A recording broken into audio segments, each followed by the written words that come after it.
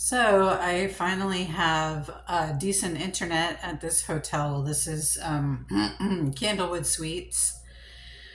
Uh, and so this would be, this video is covering days 3, 4, and 5 of this journey from North Carolina to Wyoming. Specifically Raleigh, North Carolina to Cody, Wyoming. We spent 3 days in Tennessee, in oh god, I can't remember the Tellico Plains, I think it was called. Tennessee, visiting Billy's sister, which was nice. It was, it was like actually really nice to, I was holed up in Dave's house for so long, and not, isolated, not socializing at all. And I'm not like the most sociable person in the world, but like Billy's family made it fairly comfortable. Like nobody was like grilling me about anything or anything. So it was okay, and it was nice to, it's just so nice to be doing something different than what I've been doing for the past 2.5 years, which is just basically sitting and waiting, with no power over anything, no car, no money, just waiting. So that was really nice. And also, this trip is stressful. It is. There's no question about it. I mean, obviously, it was sprung on me the last minute. I mean, it was less than 48 hours, before I was going to be leaving. And so it was a lot. It was a lot, and it still is a lot. On what's today? Today's Wednesday, I think.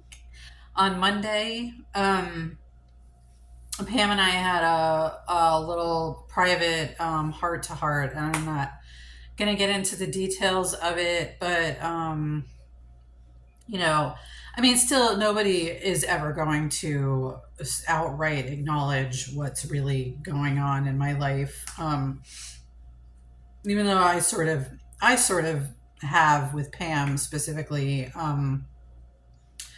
It's she's still kind of whatever. Like again, I don't want to get into the details, but she didn't really want to talk about that much, and she said it doesn't really matter. I just want you to be happy.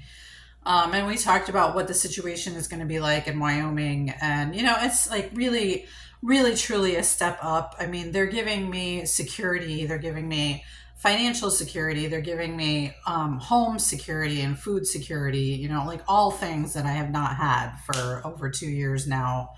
Um, she told me some things about communications with Dave that I didn't know, but might have guessed. I don't, even if she hadn't told me. But and again, I'm not going to get into those specifics either. But um, it was like sort of also the way that they kind of, especially Dave, but both of them kind of planned this whole thing like without me even being involved. Like I'm an invalid. And I understand why on Pam's end because I hadn't spoken to her in a long time. But on Dave's end, I don't know. Again, and like I don't even know if it's real. I think the story I'm being given probably is not really accurate. So I'm kind of reserving judgment at this point. Certainly it's frustrating that everybody wants to keep pretending that I'm just going through these hardships and like completely independent of celebrity and wealth and a conservatorship held by maybe a studio or something. I'm not really sure who. um I've really started to feel like this whole thing is some kind of experiment. I mean, I have jokingly called myself a lab rat in the past.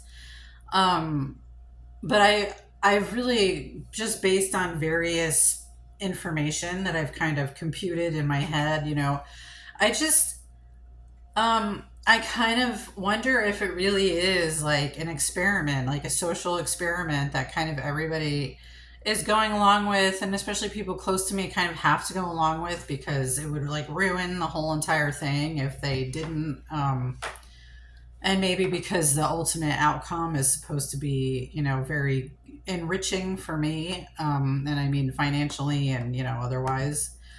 Um, I mean, yeah, it's fucked up. Obviously, if that is true, it's really fucked up.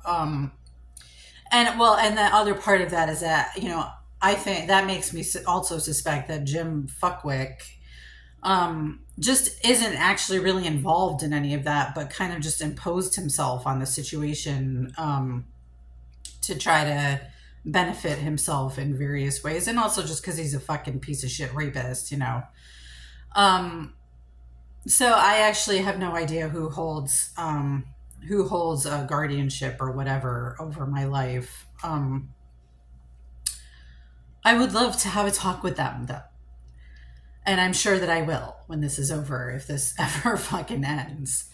But I'm feeling much better about the future right now, because at least, like Pam is giving me security. Pam and Billy are giving me security. Yes, I'm going to be in Wyoming, and yes, I'm going to be thousands of miles away from Maya. But it's not that unnatural at this age for kids to be away from their parents. I mean, she's 19. A lot of times kids go off to college, or they move out, and get their own place at this age. So it's not that unusual. It sucks that it has to be thousands of miles.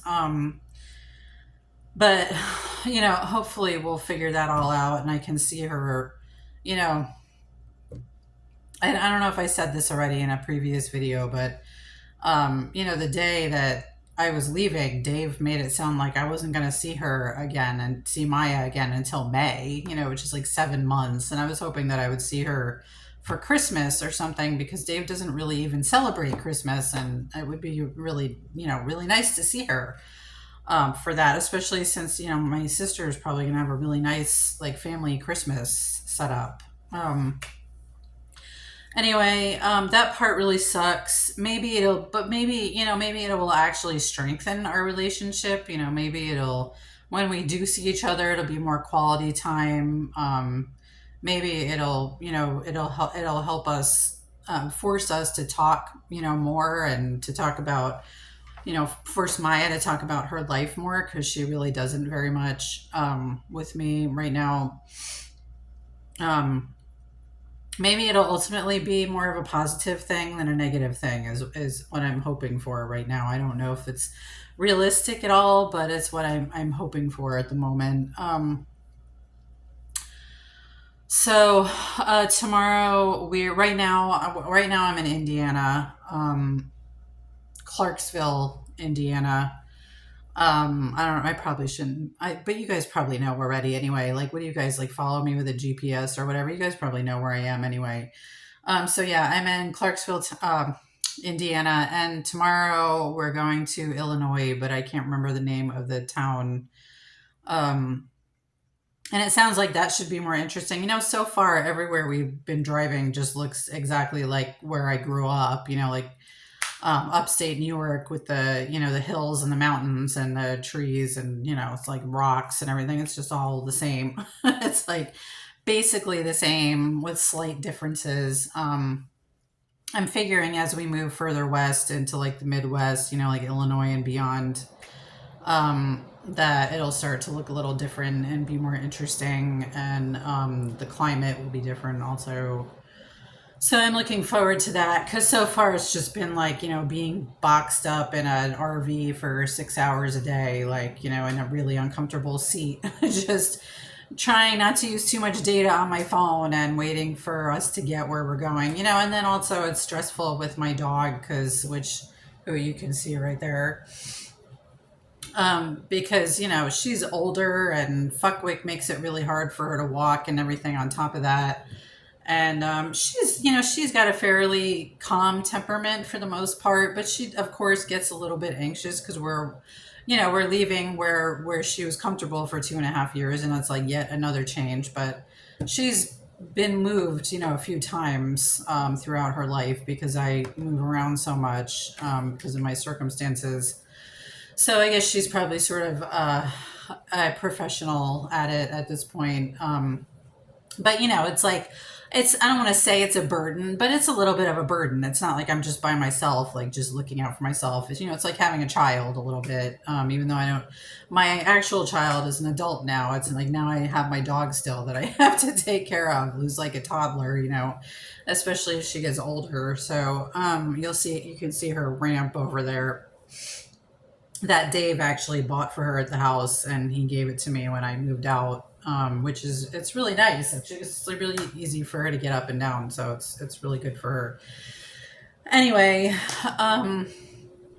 so every day. I mean, I was in Tennessee for 3 days, which was really nice because I could kind of settle in for a little bit. But now, until basically the end of the trip, it's going to be moving to a new hotel every day, every day, every day. So I'm like sort of trying to consolidate my stuff, but it's like with 30 with my dog, it's like I have to have like a few bags. I can't get it down to just one or two. It's like I have her food, I have my own food, I have my gluten-free food because even if we eat at a restaurant a lot of times they're not going to have anything for me. So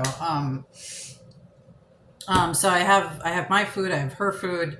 And then there's like my shower stuff because I'm not just on a trip. It's like stuff I took from my shower. So it's like full size shampoo and everything that I didn't want to throw out. Which, I could just throw it out and like the next time we go to Walmart, I could just get travel size stuff, I guess. And maybe I should do that. Actually, now that I'm thinking about it, it's like maybe I should just do that. But anyway, so and then I have two duffel bags with clothes. I don't have to bore you with the details, but it's like it's a lot to carry in every day. And then plus the ramp, which is, made of wood.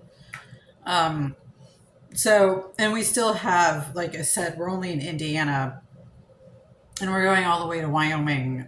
So I think we're going to be doing this until next Wednesday. If I heard correctly, it's either Tuesday or Wednesday next week. We're not going to be getting to Cody until then. So I still have several more days of this. And as much as I am curious and enjoying the trip across the country. I am definitely eager to get to where I'm going to be living because I want to be able to settle in and really like take in my surroundings and just kind of put my stuff in a drawer. And speaking of which, I haven't been putting my clothes in drawers for 2.5 years because Dave never gave me a piece of furniture with drawers for clothes. So I just lived out of my laundry baskets, which I told you before for that whole time. So that'll be really nice. Anyway, the shitty part, and actually literally shitty, is that the place that the room that I'm going to be living in is separate from the house, and so it's not actually connected to the plumbing.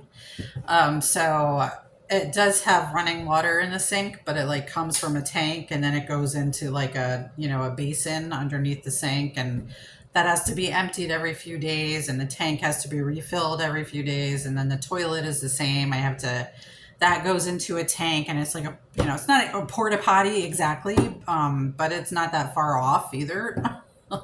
So, and it is indoors, it's just that it's not ideal. But it is what it is. What are you going to do? I mean, it's in the middle of the desert at 5,000 feet above sea level. So I don't know. It's isolated and weird.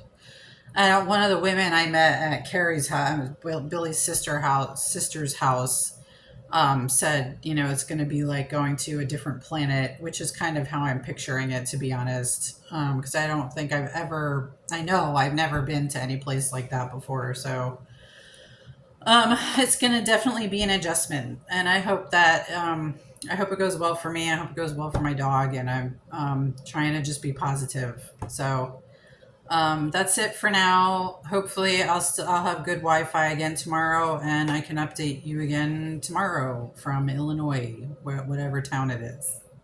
Okay, bye.